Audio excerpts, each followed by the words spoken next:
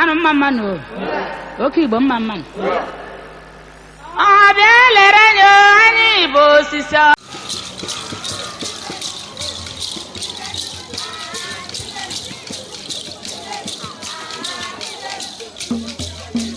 Yes. Ebana people are working Abawu. Abawu are in a different color.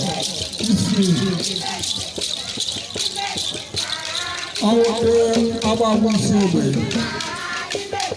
Oh my God.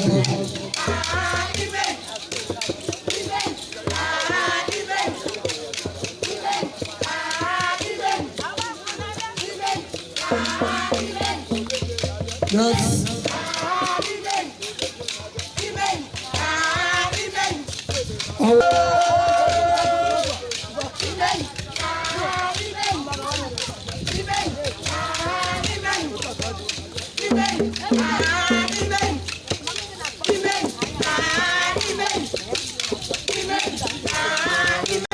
Jerusalem.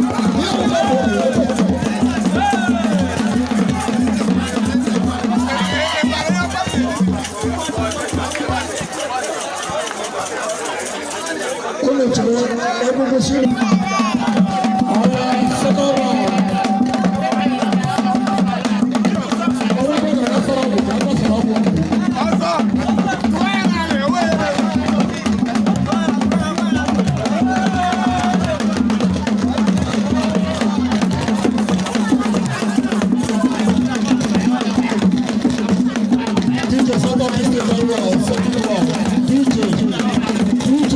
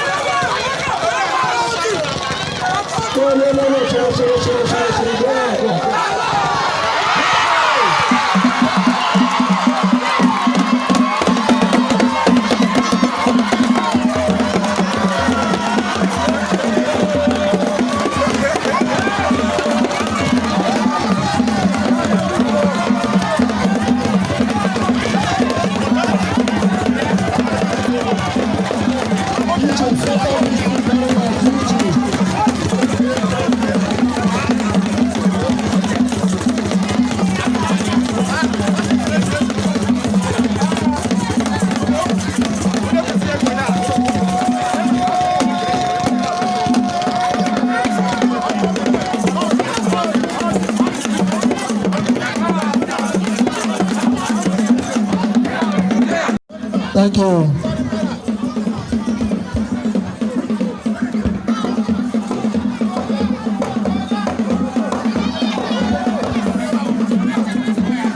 Onye akịkpa ọgwụ, onye oyi, asa aka, biko ya wepụ egwu dike, na egwu dike n'aka ya wepụ ya. Nnọkwa ihe kwere ekwu ya.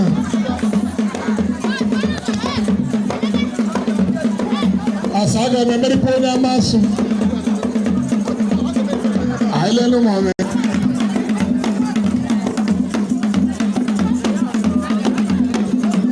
Onye asa gị ji fon na agba wepụ ya.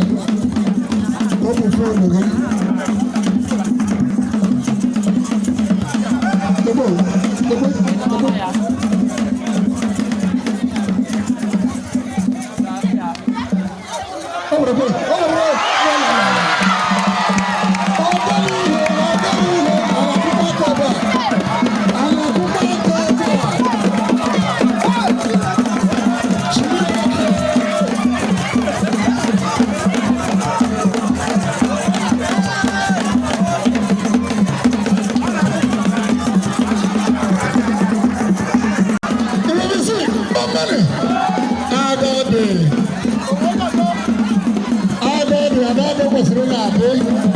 Yes. Just to show you probably what we see.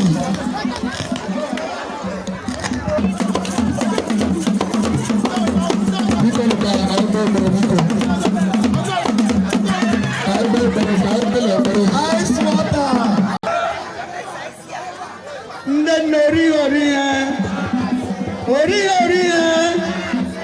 Because I need to do what n'ihi tupu anyị ebido anyị ma ewere ihe niile nyefee Chineke n'aka bụ onye nyere anyị ohere a taa na mbọ niile maọbụ mmiri maọbụ ngene gbara iji gbochie ọnọdụ a Chineke si anyị adị ire n'ihi nke ahụ ka anyị bụ ụzọ nara ya ike tama ya akọwa n'ihu.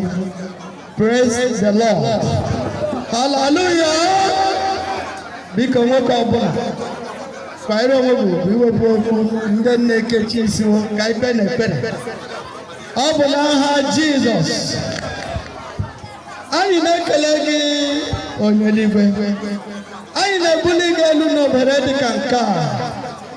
Anyị na-ekele gị n'ihi na ị nyekwara anyị ndụ ịnọrọ taa bụ abalị 19 na ọnwa 9 n'afọ 2022. Anyị na-asị ka ebunye gị elu n'aha Jizọs. Onye nwanyị imeela gị onye eluigwe igwe ụrọ nọkwa ebe a bụ ndị nna taa na chi ahụ, ndị eze ogo dị iche iche nọ ebe a, ndị niile eze n'ogo niile dị iche iche nọkwa n'ọgba. Onye nwanyị ihe anyị na-arịọ gị n'oge a bụ biko kwee ka ihe niile anyị gaji ime ebe a taa ka ọ bụrụ ihe nke ọgbaghara ga-abata. Naanị udo ka anyị chọrọ ka ọ ga-abụ mgbe anyị ga-emechi ihe niile Jehova, naanị ga-ewe nara ekele ebe mbuli elu niile na nsọpụrụ ga-abụrụ nke gị, ngọzi wee bụrụ nke anyị mgbe anyị ga-emechi ihe ndị a Jehova, n'aha Jizọs Kraịst bụ onye nwe anyị. Amen.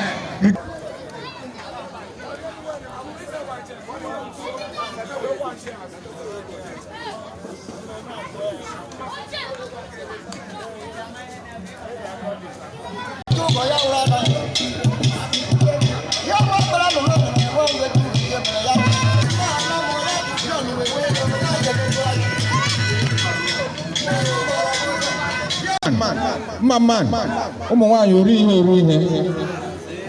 ndewo. Tupu anyị a na-aga n'ihu, ọ dị nwa omenala nta eze ma eme o mepụ ya, then I will now start with my remarks. Ndewo. Igbo misi mma cho oke nnachi mma cho agwilod mma oke Igbo mma ụmụ nwaanyị ori ihe o Chineke nke nọ n'eluigwe ọka ome onye kere ụwa n'uju ya arụ oke Igbo taa abalị 19 n'ọnwa 9 n'afọ 2020. Taa bụ Nkwekwe Ibom Isii ka anyị na-eme afọ niile. A anaghị eme ya afọ hara afọ. Ihe anyị na-agọ n'ọbọ bụ ụmụ anyị, ụmụ Ibom Isii, ụmụ arụ Okigbo, ebe ọbụla ha nọ, ahụ isi ike. Ihe ọbụla ha metụrụ aka ka ọ dịrịwo na ha. Ihe a ga-eri agaghị akọ ha. Ụmụ anyị niile amụọ nwoke ndụ, amụọ nwaanyị ndụ, isi nka. Bọta onye pụtara n'ụwa si ya chọrọ iru ibe ya, ya o were ala zere ndụ. Ị pụtakwa sị na-eme ide arụ dịka agaghị na ha abụ ya ugbu a. Ndị adum na-eme ide arụ. Ọ zakọtara koro mgbe waala ka ọ gbaa ya ndụ. Okigbo mma mmanụ ilekwa biko onye ọbụla metara ya o were isi eburu ka bụ mmanya ọkụ.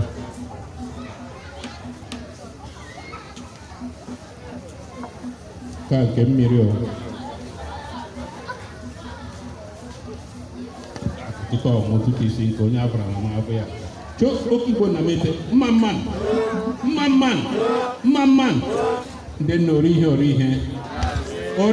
ihe ndewono.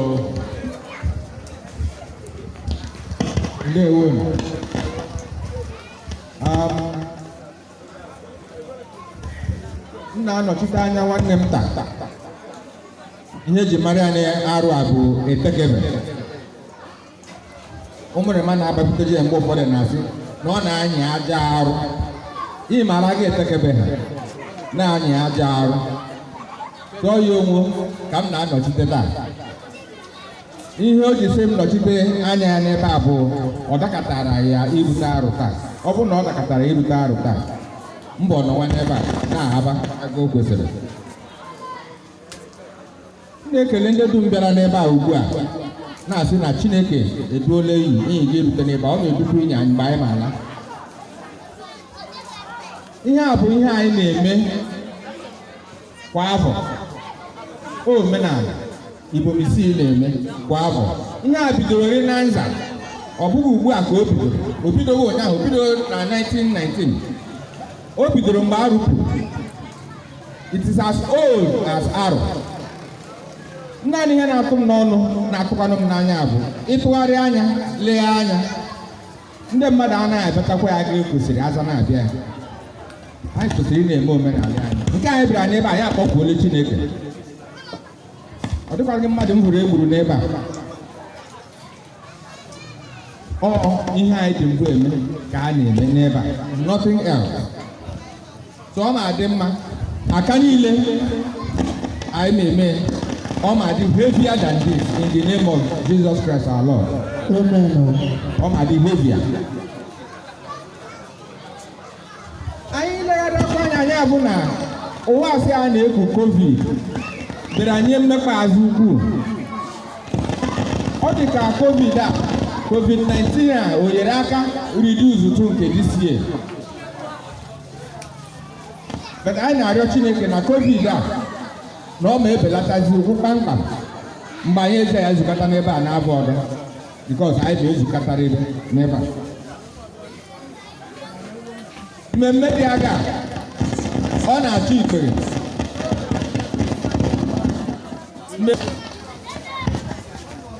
Ego nke a na-eji mee organize ọ dị mma karịa ibe poverty dị ọ naghị ama mma. Onye ọbụla bụrụ poverty ya tụfuo ya atụfu. A very bad name and person indeed.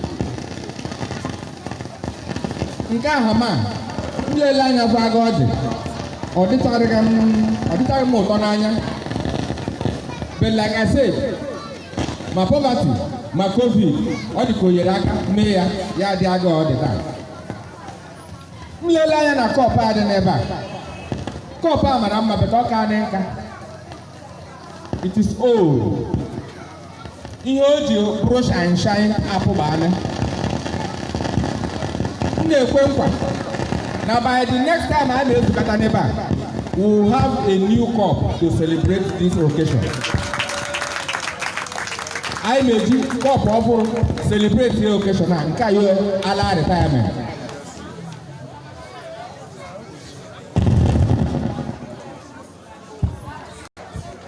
Ihe a bụ ihe ọ sị m were kwado ọnọdụ anyị nọ taa. Ihe dị n'ebe a bụ 100,000 naira.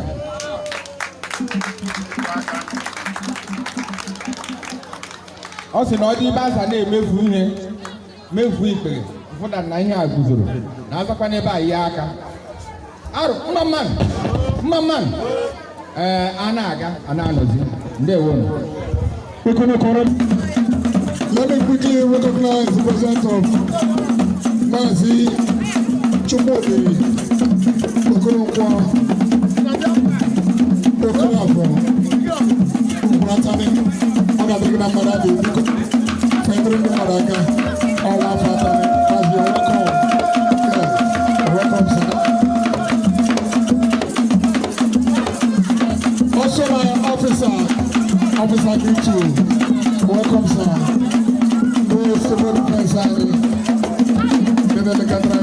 You're welcome.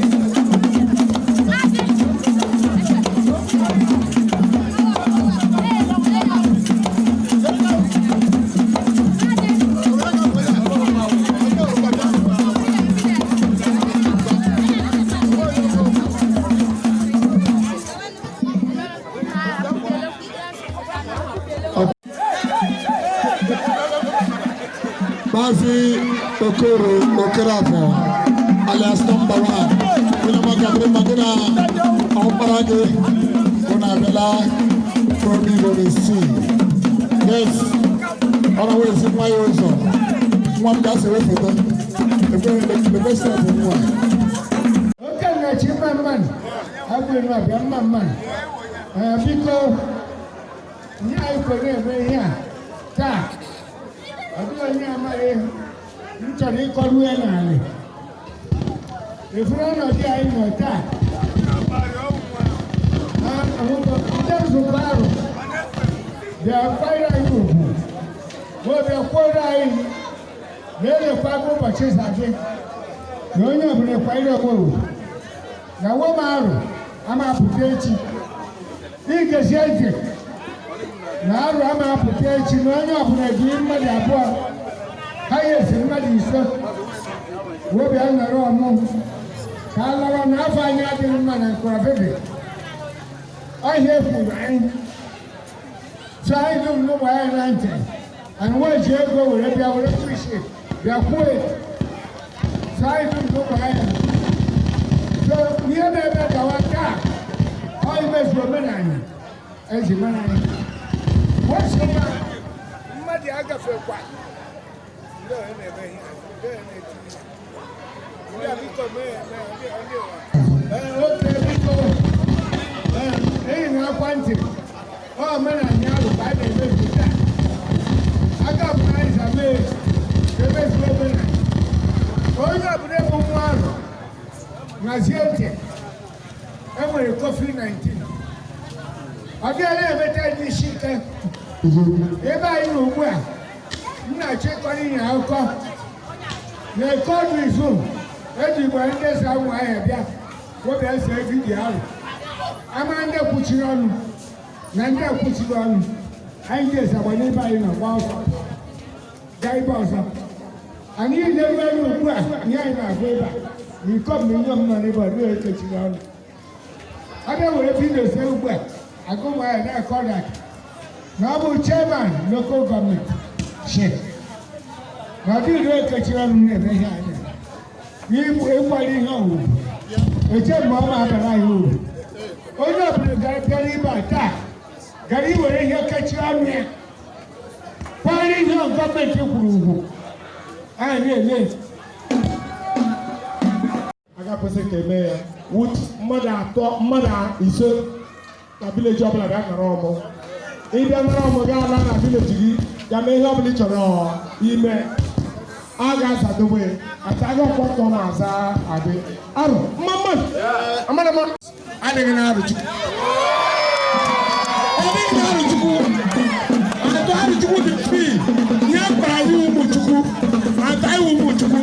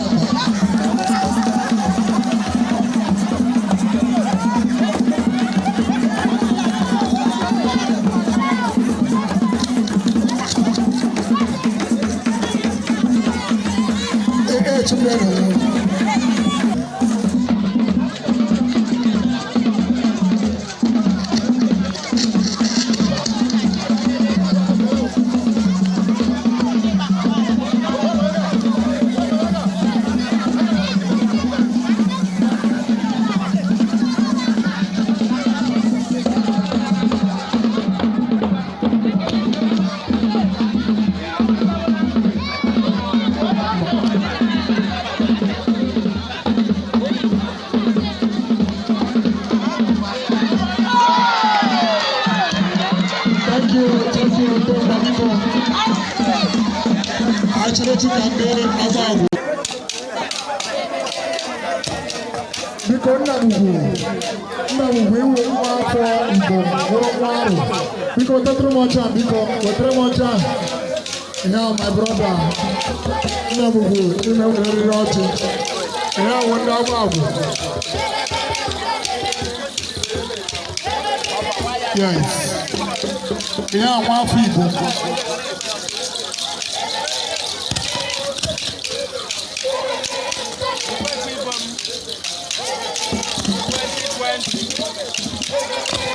You're watching Incredible on 2020, and this is Agbo performing live. Ndabugu, the sum of 2,000.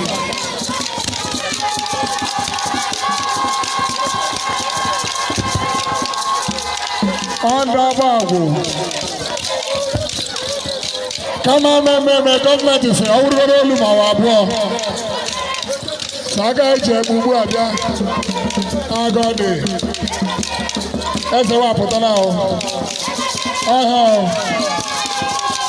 Yes, you know where's the war? Send Dabagu. I don't know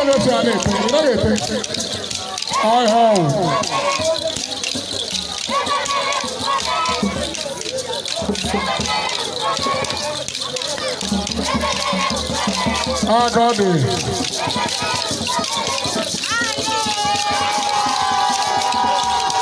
Yes.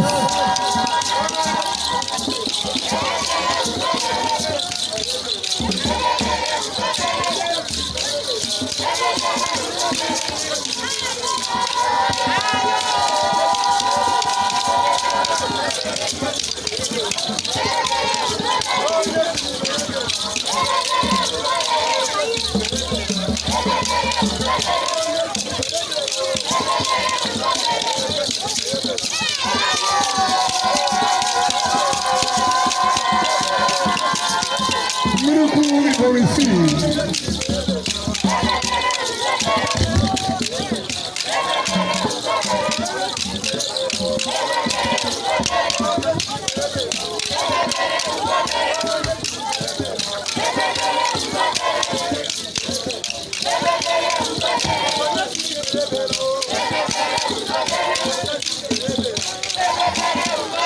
No one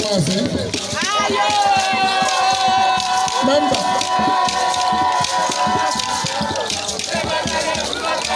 Because I'm not going to let them come up with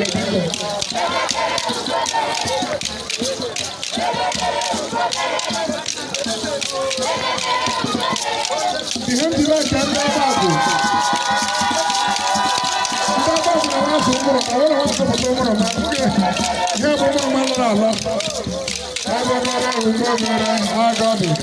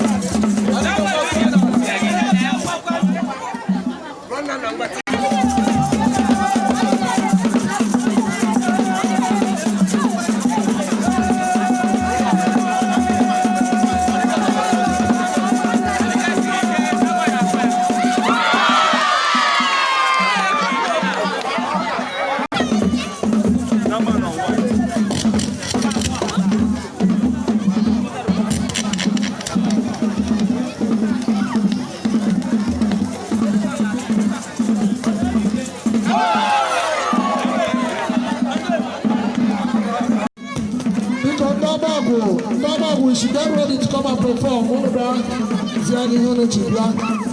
I was here in my good life.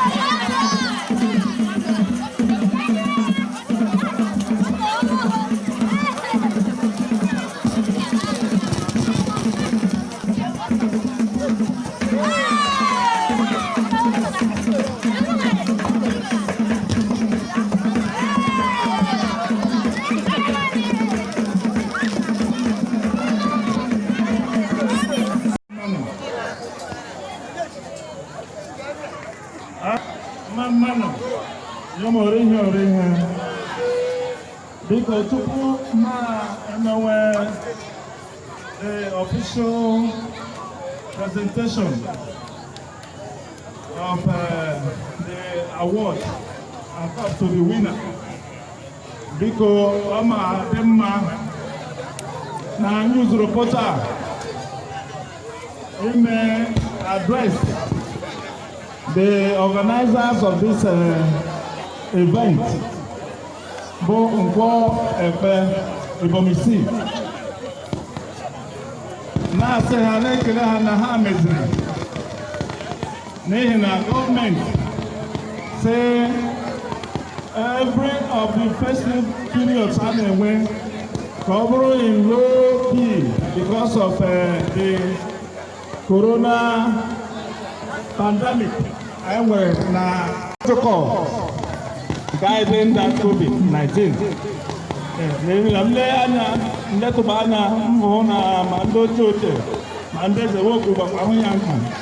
No.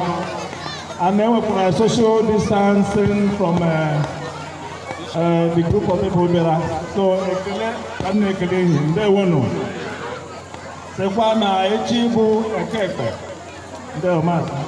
Now, I never expect normal day. Agakwa na mmemme n'udo n'aba Jizọs.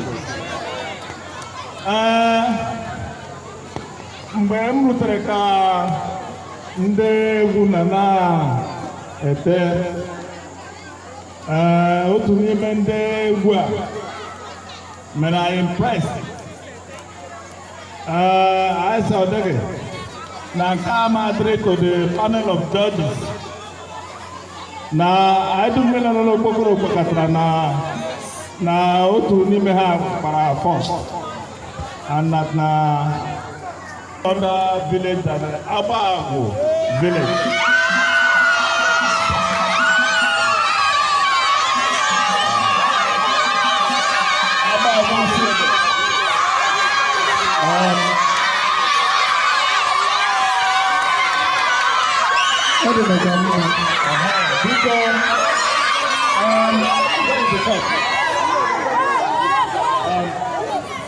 Because Mazi Ejimohera may present this cup to you. Because all from the Idubia,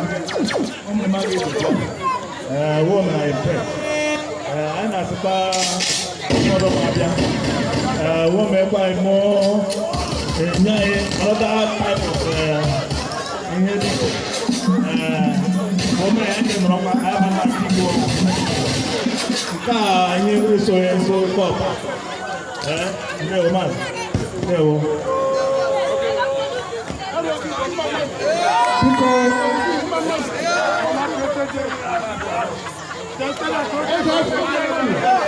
biko